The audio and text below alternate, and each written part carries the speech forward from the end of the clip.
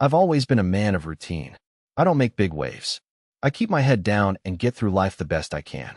For a long time, I thought this was the way to be happy. But the thing is, I wasn't really living.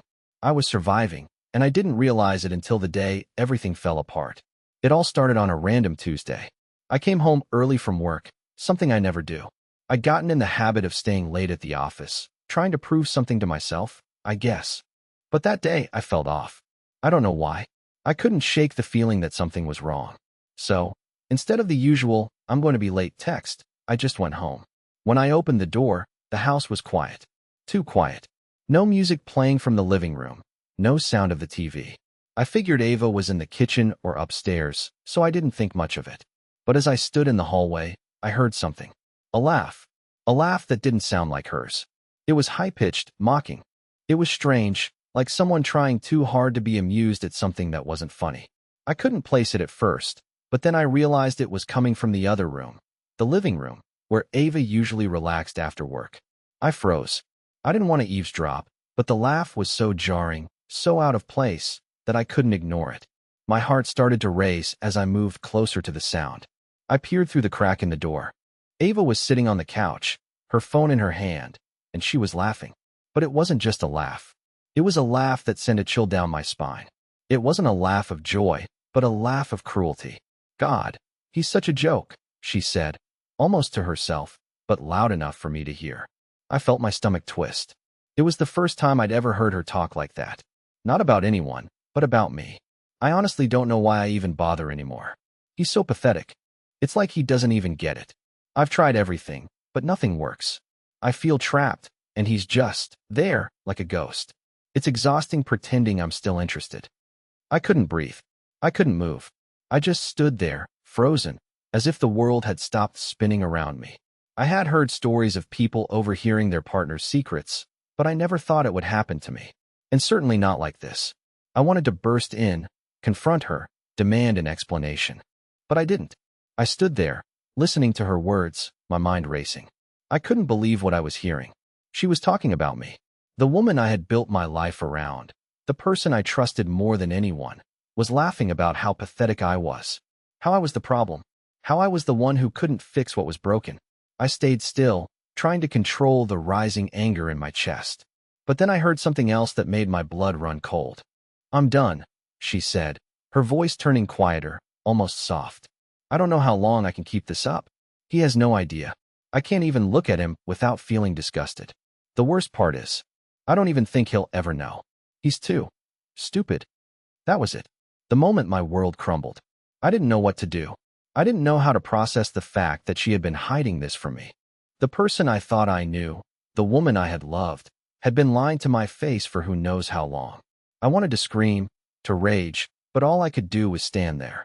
I wanted to confront her, but I didn't want to give her the satisfaction of seeing me broken. I quietly stepped away from the door and retreated back into the hallway. I didn't know where I was going, but I knew I had to get out of there. I grabbed my coat, my wallet, and my keys. Without a word, I walked out of the house. I didn't even know where I was going at first. I just needed air. I needed to think. For hours, I drove aimlessly, trying to wrap my head around everything. But no matter how far I drove, I couldn't escape the image of her face, the sound of her laughter, the sting of her words. It felt like I had been living in a dream, and now I was waking up to the nightmare. Eventually, I found myself on a quiet road, far from home, parked by the side of the street. My mind was racing, but something in me knew what I had to do. I knew that everything had changed. When I finally returned home, it wasn't the same. Ava was there, of course, but it was like I was looking at a stranger. How could I face her after hearing what I had just heard? She asked where I had gone, but I didn't answer. I didn't want to talk. I couldn't. The next day, I packed a bag. I didn't leave a note. I didn't say goodbye. I just left. I didn't know where I was going, and I didn't care. All I knew was that her world, our world, was built on a lie, and now that lie had been exposed. I didn't disappear out of anger or bitterness. I disappeared because I realized that my life wasn't mine anymore. She had taken it from me. She had stolen my trust, my peace, my belief that everything was okay. I left because I wanted her to feel the weight of what she'd done. And in the end, she would. Her world would fall apart, piece by piece, just as mine had. But the difference was, I would be gone. And I wouldn't be coming back. I didn't tell anyone where I was going. I didn't want anyone to know. I left behind a life I thought was mine, just to start over. But even as I drove, I kept thinking about what I'd overheard. Her laughter still echoed in my ears, and every time I tried to push it away, it came back louder. I drove for hours that night, until the streets began to blur together. There was a strange, twisted sense of freedom in it, as if I was shedding something heavy, something I hadn't realized was weighing me down until I left it all behind. But at the same time, I felt like I was walking blindfolded into the unknown. I had no plan, no destination, just a desire to escape the house, escape her, escape everything that reminded me of the life we once had. By the time I stopped for gas, it was nearly midnight. My mind was still racing. I wasn't just angry, I was lost. I had always prided myself on being the steady one, the dependable one. But now, I realized how far from steady I really was. How could I have been so blind? How could I have missed the signs? I pulled into a small diner off the highway, mostly empty except for a few truckers who looked like they'd been on the road for days. I didn't care. I needed space from everything. I sat down at the counter and ordered coffee, black, and stared out the window. As I sipped the warm drink, I thought about Ava again.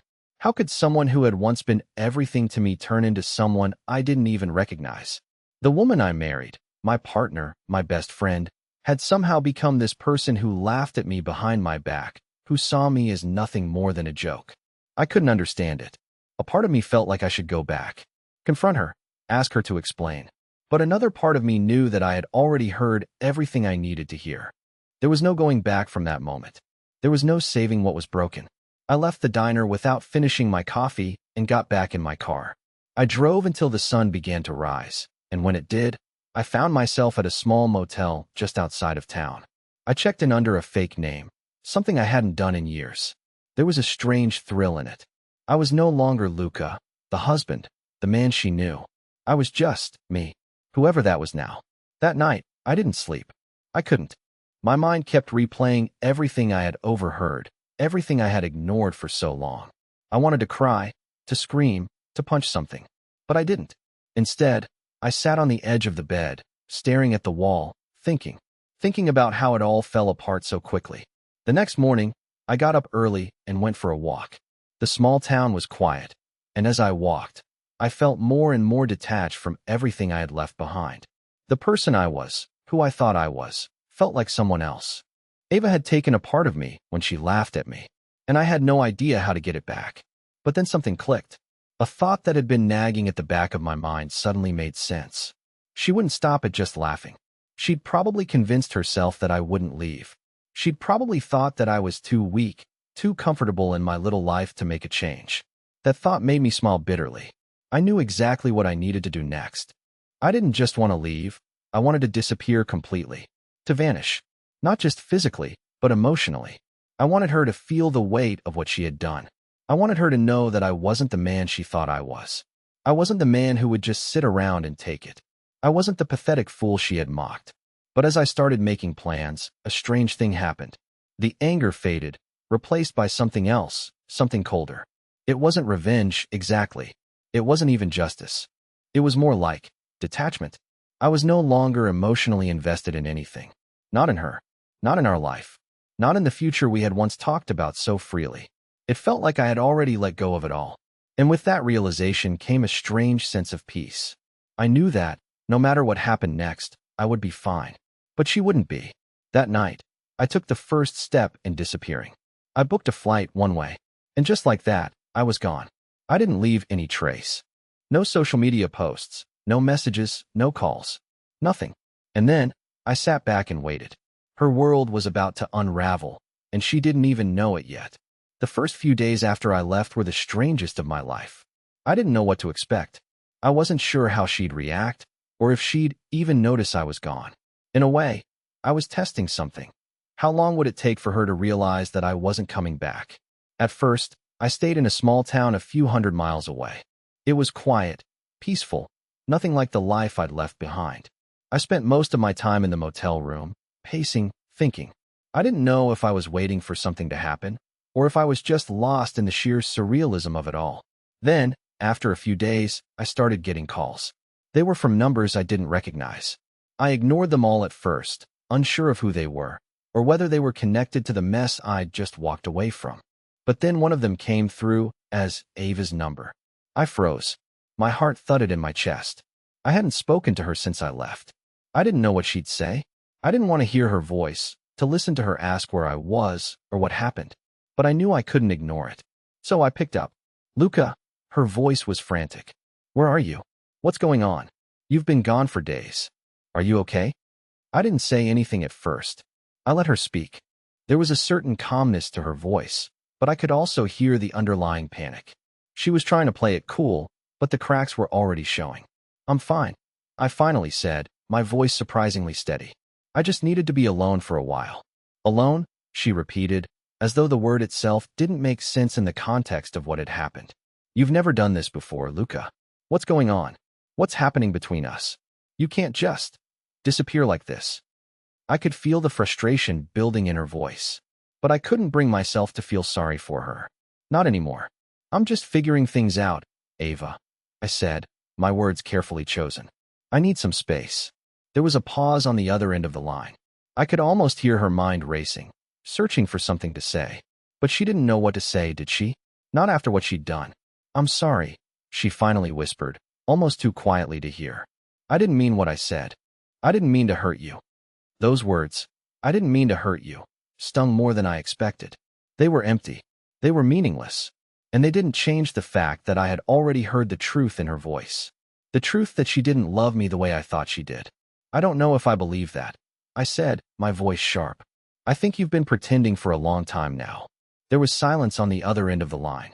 A long silence that seemed to stretch out forever. Then, she said something that caught me off guard. I never wanted to hurt you. I never wanted things to end up like this.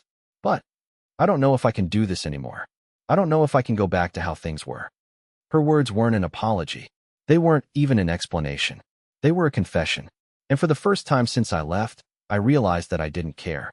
You've already made your choice, I said quietly, then hung up before she could say anything more. I sat there in silence for a long time, staring at the phone in my hand. There was no satisfaction in the moment. No relief. Just a sense of finality. I had finally accepted what had been clear all along. She was never the person I thought she was. I spent the next few days lying low, unsure of what to do next. I hadn't heard from her again, but I knew it was only a matter of time before she started reaching out in other ways. Text messages, emails, maybe even showing up at the motel. I wasn't sure how long I could keep this up, but I wasn't going to go back, not yet. Not until I knew exactly how far she would go to fix what was broken. Her world was already unraveling, and she didn't even know the half of it yet. A few days passed, but I wasn't sure what I was waiting for anymore. Part of me expected Ava to give up. She had said everything she could say, and I had heard the truth in her voice. But the longer I stayed away, the more I realized how deeply this was affecting her. It was a strange feeling. In a way, I was glad she was suffering, but I also started wondering just how far she would go to get me back. Then, one evening, my phone buzzed. A message notification popped up from a number I didn't recognize. At first, I assumed it was one of the countless strangers or companies who'd been trying to reach me. But when I saw the name attached to it, my heart stopped. It was from Ava's best friend, Rachel. I almost didn't open it. I wasn't sure if I was ready for whatever this might be, but I clicked on it. Luca, it's Rachel. I need you to call me. It's about Ava. She's not doing well. I think she's starting to crack. Please, if you care about her at all, you need to call. I sat there for a long time, staring at the screen. I don't know what I expected. Maybe an apology, maybe an explanation. But this wasn't it. Rachel, of all people, reaching out to me, pleading with me to call Ava? It felt wrong. It felt like I was being manipulated. But then I remembered how Ava had looked when I left. How she didn't seem to care when I walked out the door. Maybe this was her way of trying to salvage something she hadn't fully destroyed yet. Maybe she didn't expect me to disappear, but I had. I let the message sit for a while before I replied. Part of me was tempted to block Rachel's number, just ignore the whole thing, and keep going with my life. But I knew that wouldn't work. If I didn't respond, Ava would just keep digging into my life. She would keep trying, keep pushing, keep pretending that we could go back to what we had. I couldn't let that happen. Not anymore. I sent a message back. I'm not going back, Rachel. I've made my choice.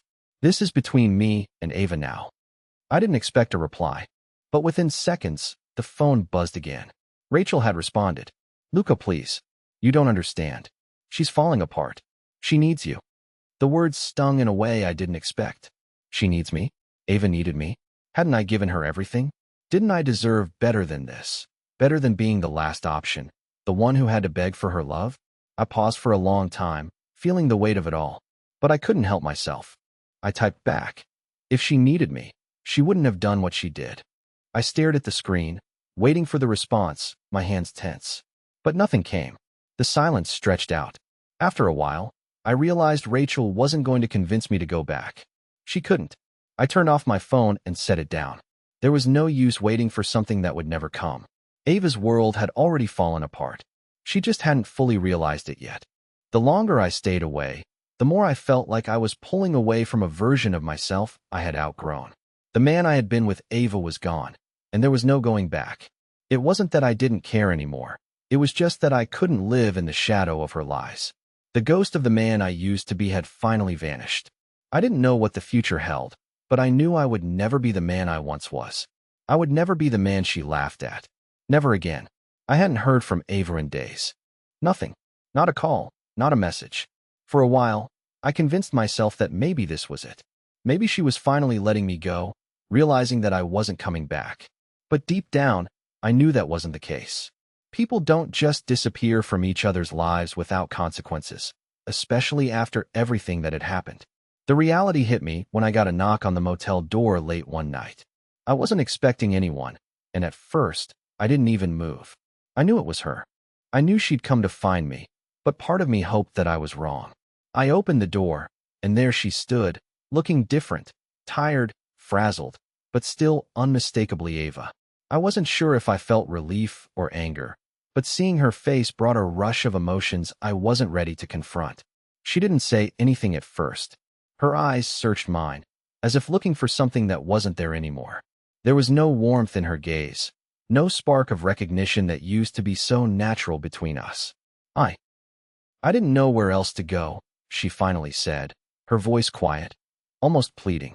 I stood in the doorway, unsure of what to do or say. Part of me wanted to slam the door shut, to end this charade once and for all. But another part of me, the part one thought was long gone, wanted to invite her in. Maybe, just maybe, I was still trying to hold on to something that didn't exist anymore. I thought you needed space, I replied, keeping my tone flat. I wasn't going to make it easy for her. Not this time. She flinched at my words, as though I had struck her. But she didn't move. She stayed right there in front of me, her expression unreadable. I was wrong, she said, barely above a whisper. I thought I could handle everything on my own. I thought I could fix it. But I can't. I can't fix any of this, Luca. There it was. The words I'd been waiting to hear, but in the most painful way possible. She had finally admitted it. She couldn't fix it. I took a deep breath, forcing myself to stay calm. This wasn't the moment to give in, no matter how much it hurt. You made your choice, Ava, I said, each word deliberately cold. And now, you have to live with it. Her eyes welled up with tears, but she didn't cry. She just stared at me, as if waiting for me to take pity on her, to pull her back into the life I had already walked away from. But there was nothing left for her here. Nothing left for me, either. I never meant for things to get this bad, she said, her voice trembling. I never meant to hurt you. I thought I could fix it. I thought I could make everything okay again. I shook my head. It's too late for that. The silence between us stretched on, heavy and suffocating. I could feel the weight of the words we'd both said, and the truth that neither of us wanted to admit. We were done. But even then, standing in front of her, I could see it. The desperation, the guilt, the sadness in her eyes. She didn't know what to do with herself now that the mask had fallen. And the worst part was, I didn't know how to help her anymore. I couldn't. I wasn't the man she needed me to be. I wasn't even the man I used to be. I need you to leave, I said, my voice steady but firm. Please. I can't do this anymore. Ava looked at me one last time before turning away, her shoulders slumping as she walked down the hallway. I closed the door behind her, feeling an emptiness that I hadn't expected. It was over. She was gone, and I was free. But as the silence filled the room, I couldn't shake the feeling that something in me was broken, too. I had done what I had to do, but I couldn't escape the feeling that a part of me was still tied to her. And maybe, just maybe, that was the hardest thing to let go of. As I sat down, staring at the empty room, I realized I wasn't just running from her. I was running from everything I thought I knew about love, about trust, about what it meant to truly be with someone. And yet, in the stillness, I knew one thing for certain. There was no going back. The silence after Ava left was suffocating. The empty motel room felt more like a cage than a place of refuge. I couldn't escape the reality of what had just happened. She had come, she had apologized, and she had left again, with no resolution, no promise of change, nothing. I sat in the corner of the room for what felt like hours, staring at the peeling wallpaper and listening to the hum of the air conditioner. There was nothing in that moment but my own thoughts, swirling around in a vortex of anger, confusion, and a strange sense of freedom. For the first time in years, I felt like I could breathe, but the air was thick with all the things left unsaid between us. She had come to me broken, admitting the truth I had already known, that I wasn't enough. But she didn't even know the half of it. The truth wasn't just about me. It was about everything. I started to wonder, had she really thought she could fix it? Or had she come to manipulate me one last time, hoping I would be weak enough to fall back into her arms? I didn't trust her anymore. Not after everything. Days passed, and I kept to myself. I moved from motel to motel, never staying in one place for too long. I was still processing everything. What she had said, how she had said it, and how. In the end, she was the one who left me broken. She had been the one who had laughed at me, not the other way around. But there I was, alone and still haunted by the images of her voice, her face, and the way everything crumbled between us. I thought I had done the right thing by walking away. I thought that by leaving, I could finally regain some control. But as the days turned into weeks, I couldn't ignore the gnawing feeling at the back of my mind. Had I done enough? Or was there still a chance, however small, that things could be different? I didn't want to admit it to myself, but the truth was, I wasn't sure. The woman I had married was a stranger now, but did that mean I didn't care about her anymore? Or was it just that I didn't know how to let go of the version of her I had once loved? The phone rang one evening, pulling me from my thoughts. I stared at it for a moment, unsure of whether I wanted to answer. But I knew it was her. Ava. I hesitated for a moment, then answered. Luca, please. Her voice cracked on the other end, and I felt a pang in my chest. I need to talk to you. I was silent for a few moments, weighing my options. Part of me wanted to hang up, to tell her I was done.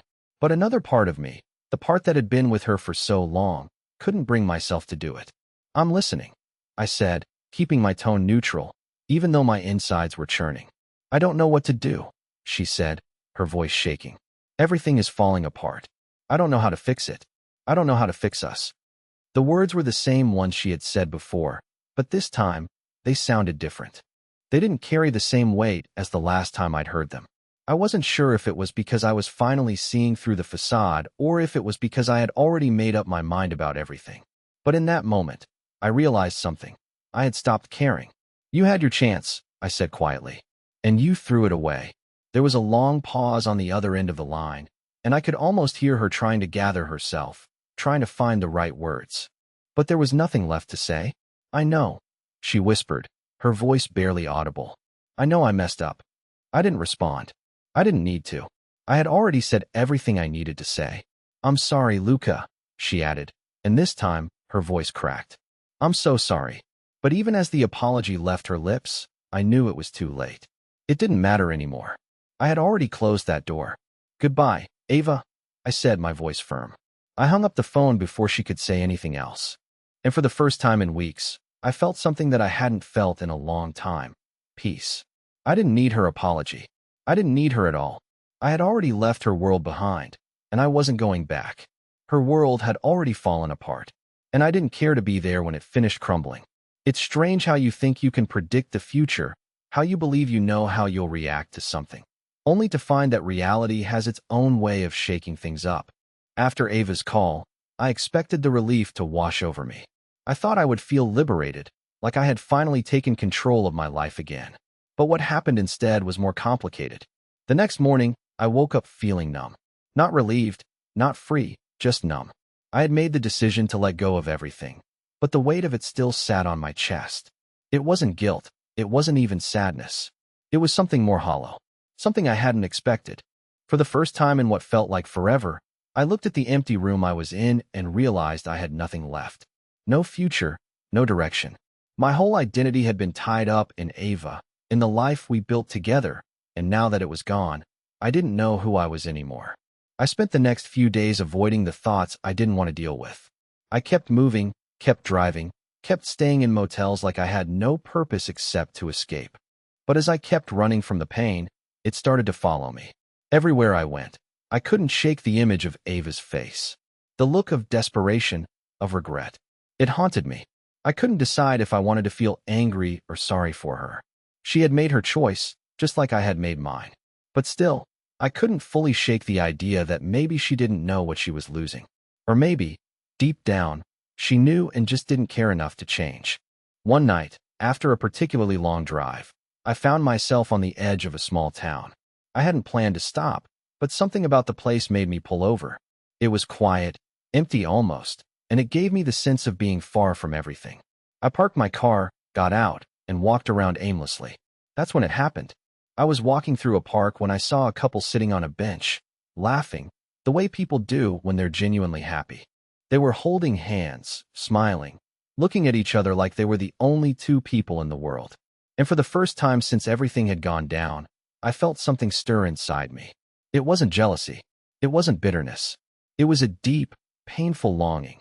A longing for something I had once had. A longing for the love I had with Ava. And that's when I realized it. I wasn't angry at her anymore. I was grieving. I had never allowed myself to grieve what we had lost. I had been so caught up in the anger, in the betrayal, that I had ignored the fact that I had loved her once.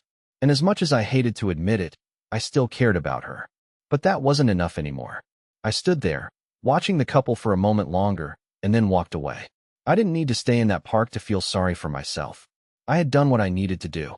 I had walked away from Ava, and now, I had to walk away from the ghost of her that still haunted me. I got back in my car and drove off, not knowing where I was going, but knowing I couldn't keep running in circles. The grief, the anger, the sadness, they were all part of the process. But there was no going back.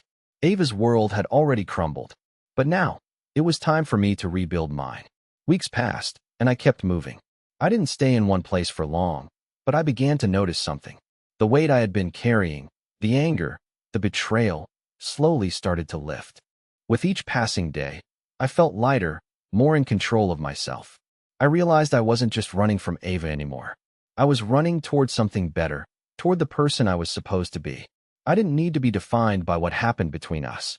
In the small towns I passed through, I started doing things I hadn't allowed myself to do before.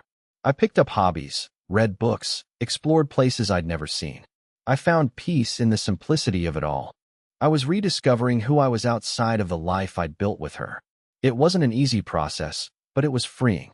And then, one day, I received a letter. It was from Ava. I didn't know how she'd gotten my address. I hadn't told anyone where I was, but I opened it anyway.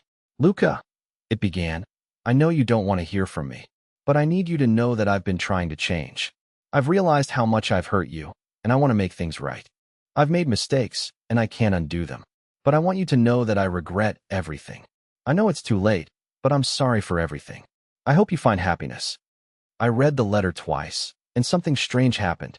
I wasn't angry. I wasn't upset. I felt nothing. I had already let go of the past. I wrote a short reply.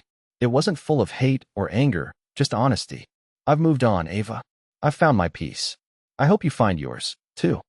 I didn't know what happened to her after that. I didn't care. I had my own life now, my own journey. Ava's world might have collapsed, but I wasn't there to watch it burn. But something ironic happened, something I hadn't expected. A few months later, I saw a news article in a small-town paper. It was about Ava. It turns out she had lost everything: her job, her friends, her social circles. It was the fallout from what we had gone through. The lies, the betrayals, it had caught up with her. The man she had been seeing behind my back, he left her too. It was karma, I suppose. The universe has a way of balancing things out, whether we want it to or not. And as much as I had been hurt, as much as I had felt betrayed, I didn't take joy in seeing her downfall.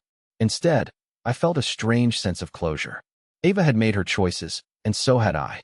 We had both paid the price in different ways. I had left behind the version of me who was stuck in that toxic loop, waiting for someone who didn't care. And in the end, that was the real victory. Months later, I stood on a hill overlooking a beautiful valley, feeling the wind against my face. For the first time in ages, I felt at peace. I didn't need revenge. I didn't need anger. I didn't need to hold on to the past anymore. I was free, and for the first time in years, I could finally breathe.